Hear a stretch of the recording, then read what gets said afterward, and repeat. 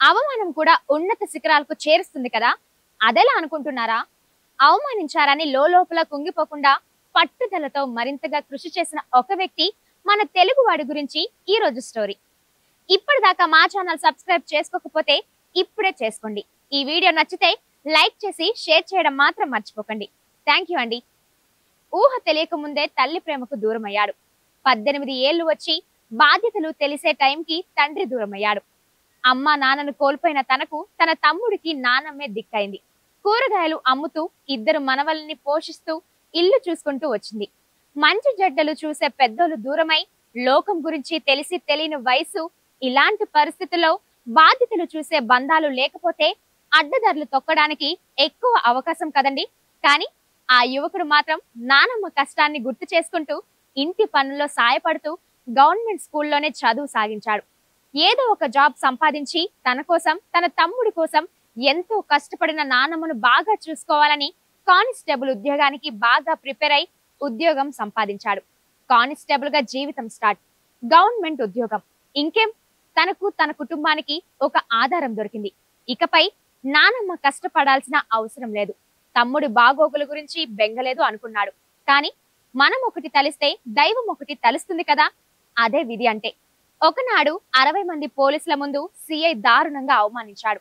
Personal గా target చేశాడు. హీనంగా మాట్లాడాడు. ఆఫ్టర్ ఆల్ కానిస్టేబుల్ గాడివి, నువ్వెంత నీ బతుకెంత అంటూ ఎన్నో వినలేని భరించలేని మాటలు. ఆత్మాభిమానంతో కానిస్టేబుల్ ఉద్యోగానికి రిజైన్ చేసి తనను అవమానించిన చోటనే గొప్పవాడిగా నిలబడాలి అనుకున్నాడు. ఇంట్లో చెప్పాడు. నానమ్మ కూడా నీకు నచ్చింది చేయమని అంది. వెంటనే సివిల్స్ కు ప్రిపేర్ అవ్వడం స్టార్ట్ చేశాడు. 3 సార్లు ఫెయిల్ అయిన పట్టుదలతో వదలలేదు. 4వ సారి విజయం సాధించాడు. సిఐ అవమానించాడని కానిస్టేబుల్ ఉద్యోగానికి రాజీనామా చేసి పట్టుదలతో సివిల్స్ లో 780వ ర్యాంక్ సాధించాడు.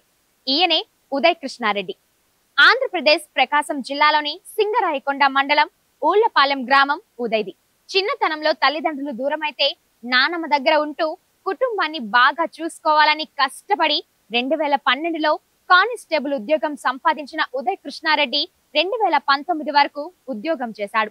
తన తప్పు లేకపోయినా అందరి ముందు సిఐ అవమానించాడని తట్టుకోలేక తనకు తానే ఛాలెంజ్ తీసుకొని సివిల్స్ కోసం ప్రిపరేషన్ మొదలుపెట్టి 3 ప్రయత్నాల్లో విఫలమైన ఏ మాత్రం వెనక్కి తగ్గకుండా 4వ ప్రయత్నంలో సివిల్స్ ర్యాంక్ సాధించి తనను అవమానించిన వారి ముందు సగర్వంగా తలెత్తుకొని నిల్చున్నాడు. అది పట్టుదలంటే. అది సెల్ఫ్ ఛాలెంజ్ అంటే.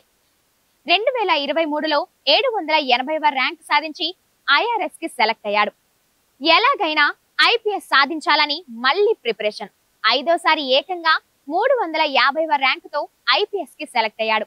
ఉదయ్ కృష్ణారెడ్డి సక్సెస్ స్టోరీ అందరికీ ఇన్స్పిరేషన్. సివిల్స్ సాధించాలంటే పెద్ద స్కూల్స్ లో చదవాలని, పేరున్న కోచింగ్ సెంటర్ లో కోచింగ్ తీసుకోవాలనే డౌట్స్ కి చెక్ పెడుతూ సెల్ఫ్ కాన్ఫిడెన్స్, డిటర్మినేషన్, టార్గెట్ పైన కాన్సన్ట్రేషన్ ఉంటే మారుమూల సర్కారీ బడుల్లో చదివి కూడా సివిల్స్ కొట్టొచ్చని నిరూపించాడు ఉదయ్ కృష్ణారెడ్డి.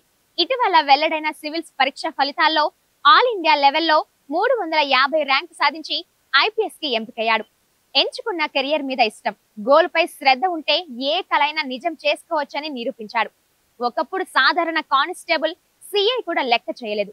అలాంటిది సాక్షాత్తు సీఎం చంద్రబాబు నాయుడు గారే ఉదయ్ కృష్ణారెడ్డికి సత్కారం చేశారంటే చూడండి. అలా ఉండాలి ఎవరైనా. అనుకున్న దాన్ని సాధించాలంటే పట్టుదల ఉంటే ఎంత కష్టమైనా చిన్నదైపోతుంది కదండి. మీ అభిప్రాయాలను కామెంట్ రూపంలో తెలియజేయండి. నన్ను ఎంకరేజ్ చేయండి. మరో స్టోరీతో మీ ముందుకొస్తాను. మీ అంకిత, రవి రిపోర్ట్స్.